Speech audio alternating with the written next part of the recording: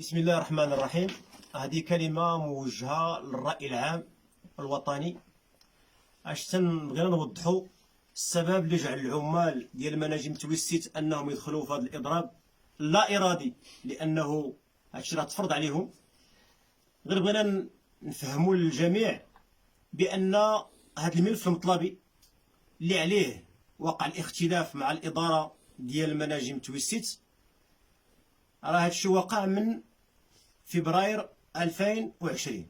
هذا ملف مطلبي بعد النهايه ديال سنه 2019، وبعد ما تم تحقيق 98% ديال الانتاج من الانتاج ديال الكونسونطري ديال الرصاص.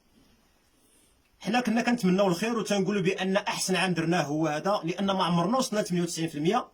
فاذا به حطينا ملف في شهر جوج 2020، ووقع بزاف ديال المرات كنخوضوا بعض الحركات، تيديروا بعض الحركات الاحتجاجيه من اجل باش يتفتح حوار جاد وفعال من اجل تحقيق هذا الملف هذا.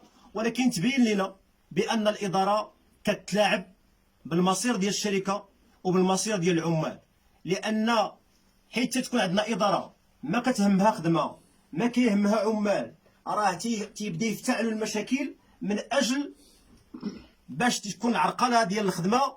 ولكن في التالي كنت تيخسر مورا هذا الشيء كامل، كتخسر الشركه وكيخسروا العمال. حنا اي واحد باغي يخسر العمال ولا باغي يخسر الشركه حنا ضده، وغادي نبقاو دائما ضده.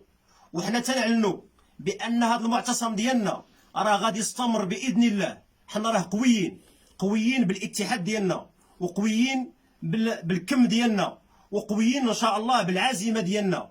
حنا السلطه بدلات مجهود، والامانه الوطنيه بدلات مجهود، والنقابه المحليه والعمال بدلوا مجهود، ولكن الاداره سدات ودنيها وسدات عينيها وما بغات تسنط شي واحد.